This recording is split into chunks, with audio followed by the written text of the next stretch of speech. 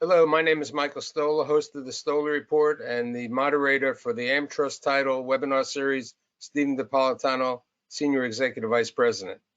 Today's topic is industrial. What's really happening in the industrial market?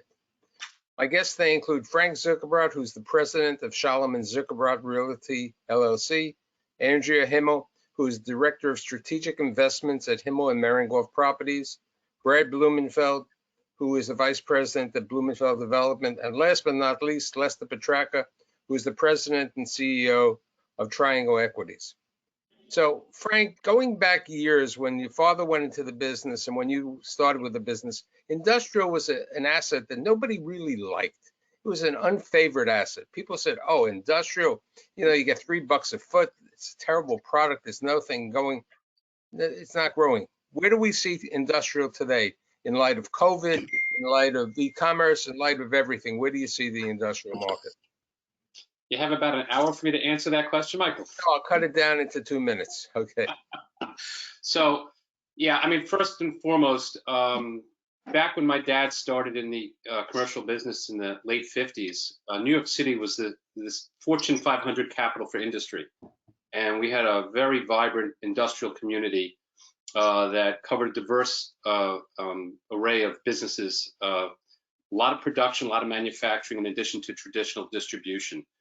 My dad used to always love to comment when he looked at some of these buildings that from the outside it looked ugly compared to a beautiful office building or a sparkling brand new shopping center. He would say these industrial buildings, they don't look so good, but you don't have to really put a lot of money into them for what they put out back to you. And I think more than ever today, it still continues to demonstrate that strength as an investment class. And I think that's one of the reasons, among the other tailwinds, that industrial real estate's enjoying today, is that the investment generally that goes into that product class, the return on investment is less risk oriented.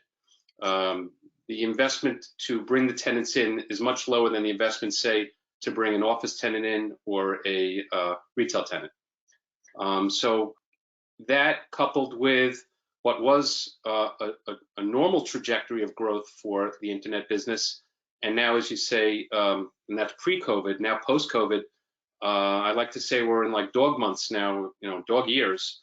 On the last 2 to 3 months, we've experienced an enormous increase in the slope of adapting to the internet from the business to consumer end. And it's live, it's happening now, and the results are almost difficult to fully comprehend because it's happening so quickly. I think one of the areas, and it's proven by the fact that Blackstone, Square Mile with Himmel Marangolf, Goldman Sachs with Brad Blumenfeld and Blumenfeld Development, Lester, you have institutional investors are finally saying they really like industrial. Andrea, let's talk a little bit about the investment that you bought in the Bronx last year and the other industrial property that you have in Long Island City. Sure. So last May, we purchased 1601 Bronxdale Avenue in Parkchester. It's a 7.5-acre site with a 300,000 square foot multi-use warehouse. We really liked it because it was fundamentally a good structure with great technical specs that warehouse tenants are really attracted to. So for example, 25-foot ceilings, 30 by 30 column spacing, 1 loading dock per 5,000 square feet or 40 loading docks, ingress, egress for 53-foot trailers. So all the things that you study that you try to optimize for, this property had, and we were able to secure it pretty, basically off market. And it's near to highways, it's got great parking, and it was primarily just a pure play where we thought in-place rents were too low. We weren't underwriting, triple net $30 a foot. We were very reasonable in our assumptions, and the market has come to us. And so I'm sorry. Oh, no. I was gonna say we have some properties in Queens that are industrial. One right off the bridge in Long Island City, near the Queens Bridge project area, and it's multi-story kind of flex warehouse space. We put in a lot of capital to that. We bought that in 2017, and another one on Queens Boulevard by the train, and we bought that in 1986 because we are long-term owners, and we've held that property since actually I was born. So here we look at Lester and Brad, and both of them have been in the shopping center business, you know, a variety of shopping centers over the years. And Brad, last year you with Goldman Sachs went into the industrial business, and Lester, you're building a brand new industrial near the airport. Brad, let's talk about your property and how Goldman Sachs got involved. Yeah, well, we had, you know, as you said, we've been heavy in industrial over the years, you know, and our company's focused and cycled through a lot of different product types, but primarily focused on this market. So my father started in industrial, he moved over to office, and then he later moved into retail. We're doing some multifamily, some medical office, some self-storage. So we sort of saw the writing on the wall that retail was, you know, the pace of growth was slowing for a lot of retailers. And we, you know, strategically made the move to go back into industrial. And as, you know, for all the reasons Frank and Andrea said. So basically there's, you know, lower cost of capital, stickier tenants, the cost to refit or retrofit a space from tenant to tenant is fairly low because pretty much they're just using the box. And at the same time, we noticed that, you know, it's certainly in this market, there was a lot of decreasing supply because there were a lot of gentrification in neighborhoods that had gone from, you know, industrial to loft space that were getting converted to loft office or loft residential. So, you know, the rental rates were improving and the supply demand imbalance was getting more favorable to ownership. So we were strategically seeking this out, and we, you know, made a focus to target a bunch of industrial properties in the market. You know, the Bronx site that we bought with Goldman Sachs was, you know, fit all the demographics that Andrea said about her Parkchester site. Our site has great parking, great highway access, great bones, terrific column grid, you know, a reasonable size. It's 145,000 feet. So, you know, it's just and, you know, we bought it in a sort of mismarketed process. So it just made sense to us. And, you know, it looks like it'll be a good investment. Lester, as I was saying, Triangle has, you know, Junction, other properties, a lot of items, and even in Staten Island today. But you're at Kennedy Airport. Let's talk about your two-story industrial property. Well, first of all, the project in Kennedy is 152,000 square feet of Class A warehouse logistics. I think we've got 25-foot ceiling heights. We have 50 by 50 column, a 1 per 5,000 square feet loading dock.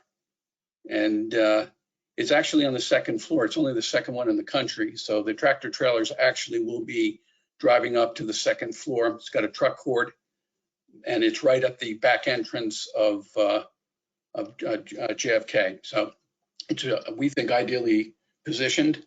It's foundation construction, tiebacks are done. And along with that, we're putting in 120,000 square feet of self-storage. And So here's a question. Andrea brings up Parkchester because there's a Macy's at Parkchester in the Bronx.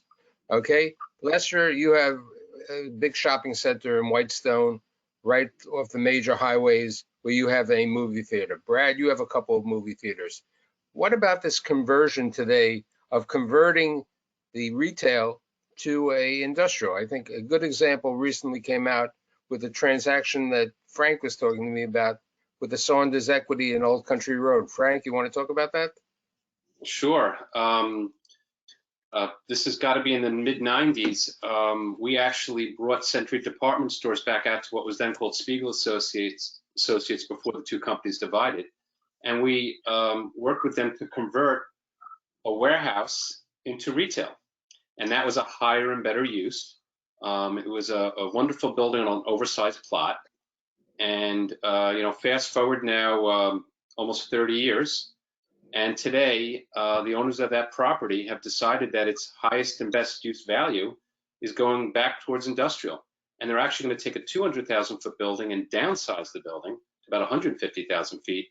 But this building will have all the bells and whistles of what the most selective industrial users are looking for in terms of ceiling heights, column spacing, loading, truck courts, employee parking, and adjacent to a sort of last mile type location for the business to consumer, as well as also just being amenitized within a community that's got a lot of services, retail, restaurants, sort of like hits on all checklists, all parts of the checklist.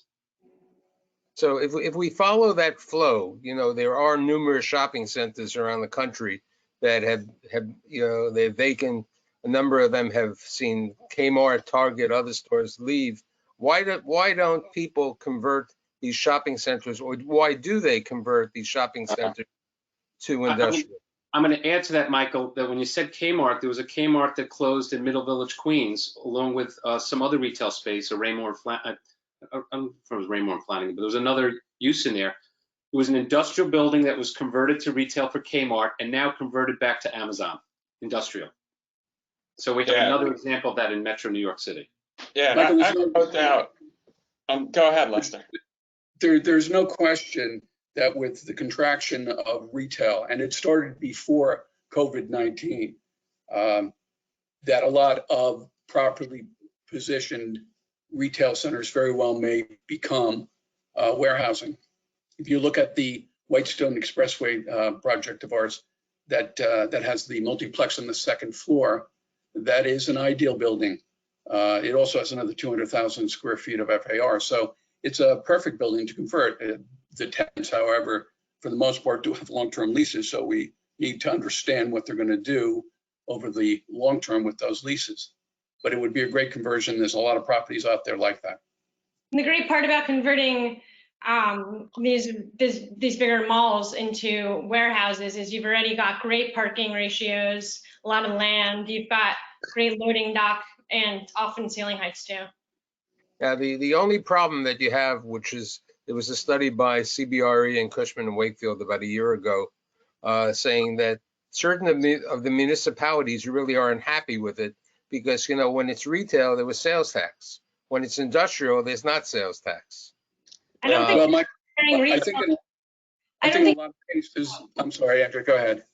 I was just gonna say, I don't think that you're comparing retail to industrial taxing. You're comparing empty to industrial. So I don't think you have that luxury of choice in a lot of situations anymore. And I think in a lot of cases, Michael, as everybody on this panel knows, a lot of the retail are in M1 zones in the city. It's as of right. Right. I know it's amazing to listen to Lester talk about his property along the Whitestone Expressway when for 20 plus years, the city of New York tried to get industrial buildings built over there and there wasn't a market for it. Everything was in New Jersey. Everything went to Long Island. And so ultimately, what Lester was doing and some others was finally embraced by the city. And yet, when we look at it, it's actually a short period of time where they're enjoying this different use other than industrial. And now it's coming back to that is arguably one of the best industrial locations in the city of New York. When you talk industrial, people fail to remember there's also manufacturing. So, certain places like Industry City, which continues to have manufacturing, people like the made in New York, made in Brooklyn type of situation. And there's also food services. Frank, with your portfolio of industrial, how many tenants came to you for deferrals of rent? And how many are complaining that they must do this or they're going to go out of business? Well, fortunately, Michael, to date, we have close to 200 tenants in the portfolio. And I think 6 tenants approached us about deferrals, and that all started in April. And it's a very low number. So mostly we have some larger boxes, larger chains, and a lot of essential businesses. So we got a little bit lucky right now. We have a lot of medical. But I would say on the whole, from what I'm hearing on the industrial side, it's a low number. I would say it's probably somewhere between 10 and 20% of the industrial tenants are looking for help. And as one would expect, it's the smaller businesses more than the larger businesses. But remember, in an industrial building, they're still storing things. They're still using it. It's not the density of activity as you'll find in an office space. And so many of them are not facing the same level of challenges. But if they're a manufacturer or a maker or in the food business, that's a different story. They're having problems. And some of the smaller businesses are, from a capitalization standpoint, having some issues. Because you might be doing your business, but you're not getting your receivables in. Okay. Here's a question for all of you.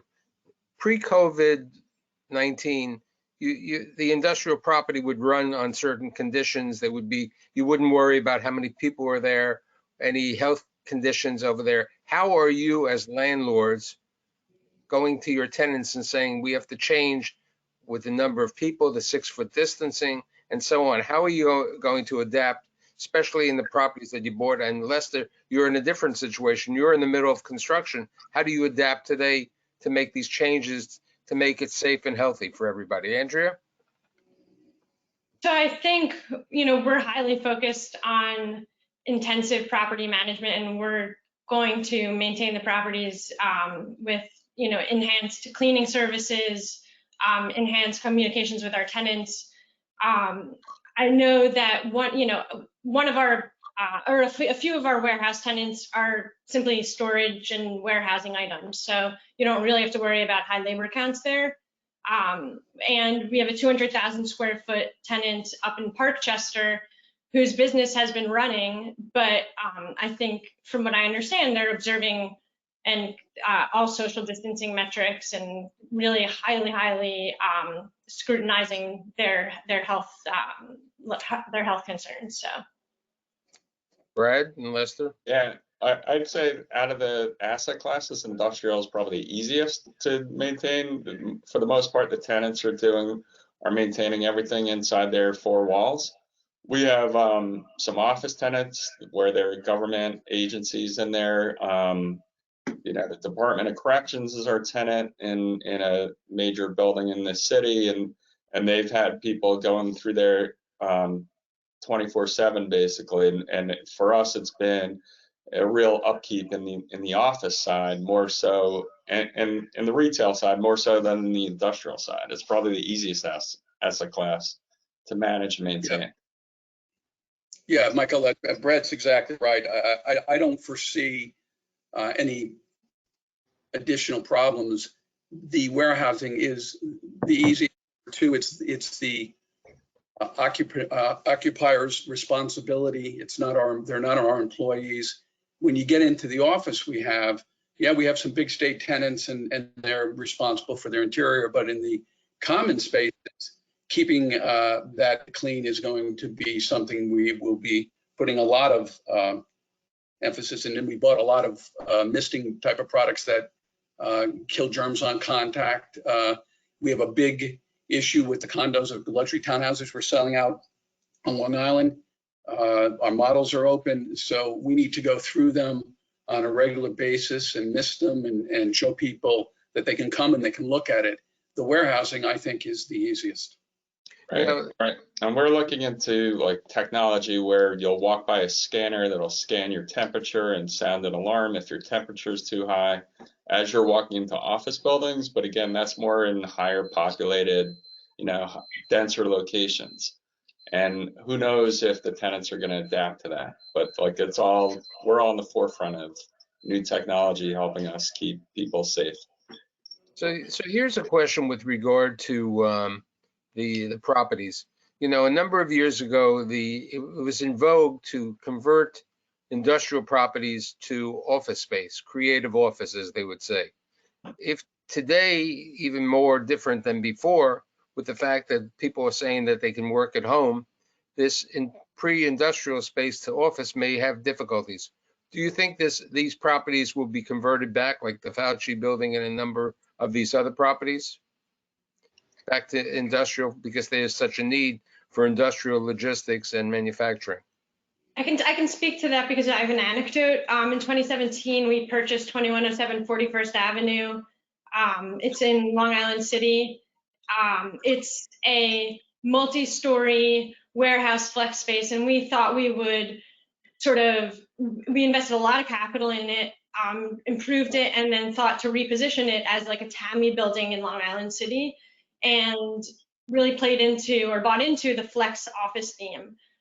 We also have storage and warehousing tenants in the building too, and it's got great loading. This property has done well on the leasing front, but it's not leasing to the tenants that we originally thought. So there is no TAMI market in Long Island City, as Frank can testify to, and it's less of an office market. It's more your traditional warehouse storage kind of tenants that you're going to see doing the leasing. And increasingly, as we see COVID have an impact on inventory concerns, there is increased demand from even government to store supplies in the local area. And this property, for example, would be a great candidate given that it has some availability coming up.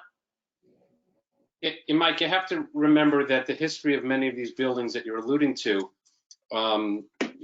were garment industry buildings where you had a lot of sewing and knitting and operations that would jam a lot of people in, and was less concerned about bringing in 53-foot trucks, and was less concerned about distribution. So they really were maker buildings. And then we had a number of large department stores that were in Manhattan that wanted to jam everything into one plot. They didn't mind having that vertical product. Those upper floors on those buildings went through a very difficult period from the 80s into the 90s until they were properly converted, some of them, not all of them. And so to go back to trying to reuse them for industrial is a little bit more of a challenge. Now, look, Amazon took an office building in Manhattan, 7 West 34th Street. Right, I was going to bring it out. The old Orbacks, it was a retail store. This is how we think a lot. Back to retail, and then it was converted to office. Now it's converted to an industrial warehouse. But you have a density factor at 34th Street and Fifth Avenue that you don't have in these parts of Long Island City yet. So, you know, this future was looking very bright with continued migration of Midtown South tenants. Some people were trying to call this Midtown East, Southeast, they were saying. And there was some traction taking place. I think that will decelerate. But the good news is there might be something else on the horizon coming into Long Island City. And that's going to be in the life sciences and biotech space. So that might start to absorb some of this product, and those owners might pivot in that direction. That's how we're seeing things from where I'm perched. Yeah, I would say that the industrial users that are going on upper floors are going to be more akin to the product type that Lester's building, where there's multi-levels of loading, you know, on each different floor. So, you know, it's more room for product and merchandise to go through a system, and then they could all the goods are close to population densities. But, you know, it's going to be hard to reposition for the uses that Frank was talking about.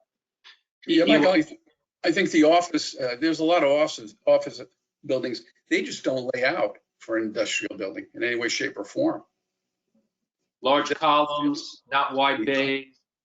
Don't have the ceiling heights. They just don't. They don't. And there are some out there, of course, Frank, as you mentioned. But for the most part, your average office building is not really convertible to industrial. No, what Lester's doing, and I mean this in a complimentary way, is Lester's faking a double grade building. He's creating a second grade level that makes it like it's at grade. And that's the key. Yeah, and I think that is a big trend that's going to happen as, you know, there are a number of these multi-level distribution facilities that are being contemplated or built in this market.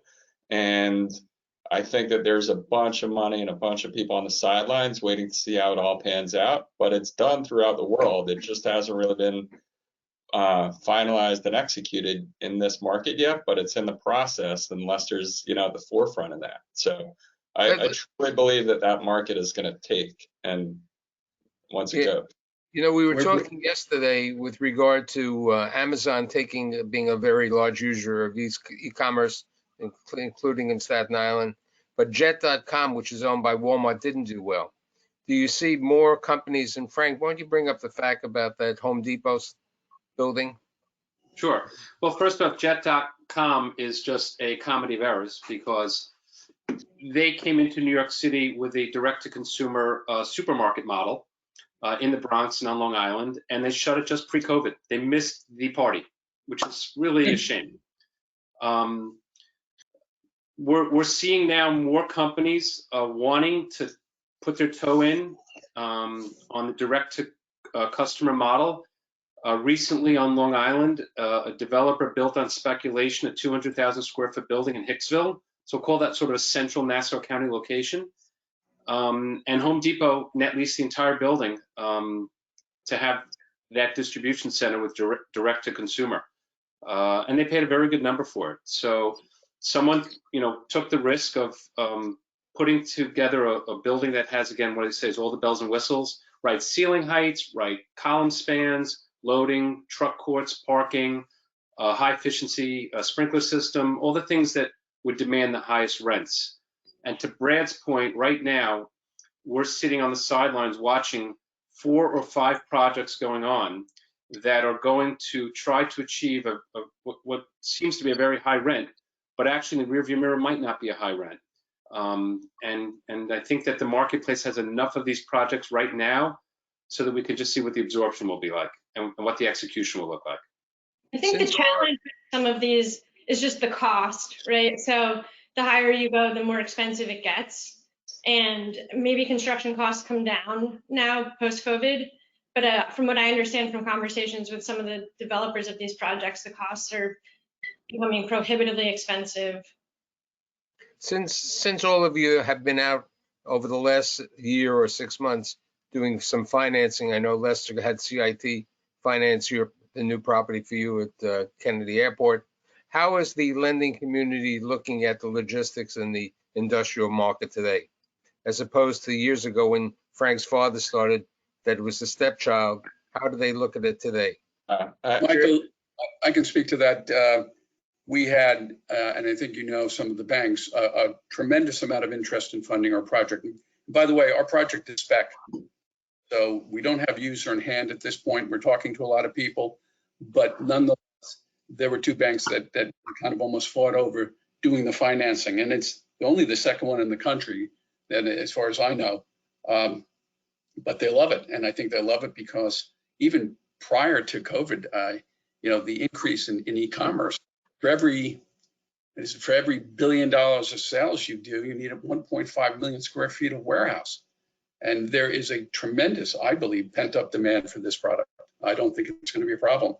If it has the right bays, the right loading, not every building is going to work for e-commerce, but I do think there's going to be a very strong demand for it.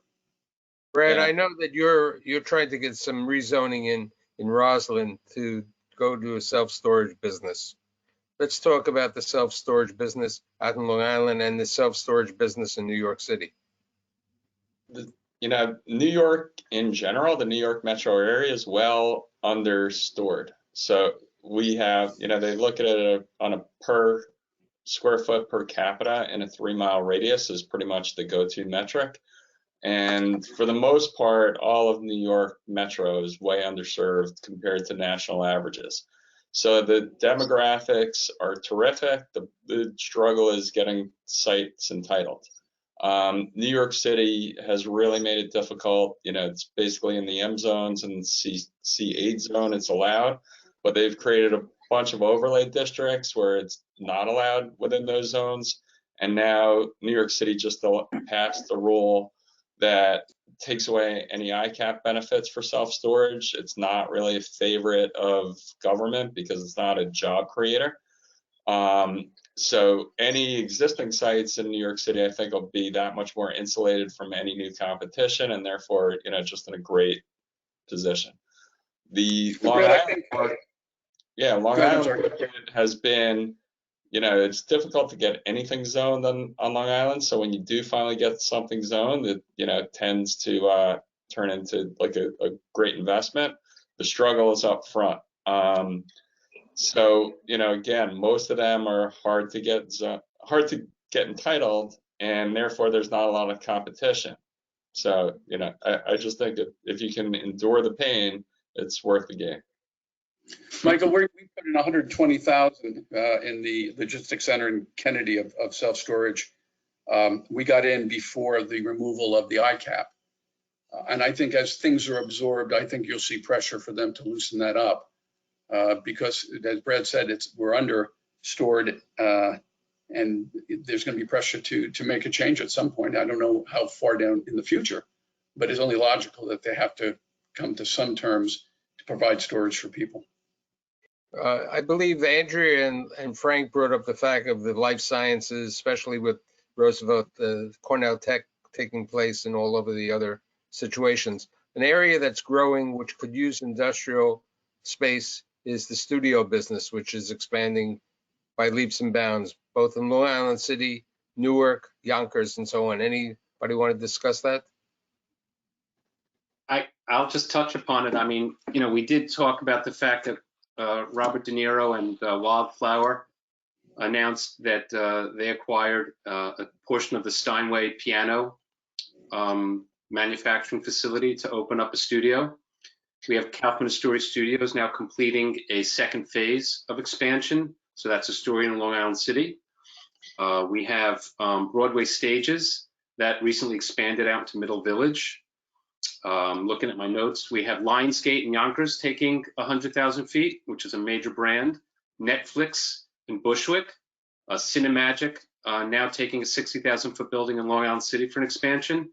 So the depth of this growth is unbelievable. And that's another tailwind for industrial real estate because the support services for each of these facilities is enormous.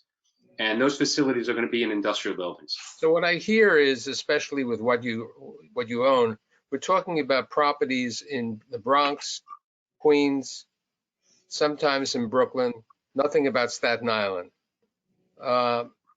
Even though Amazon took a property in Staten Island, why not Staten Island? Lester, if you're building something in Staten Island, why don't you bring it up? Okay, so Staten Island's a unique market.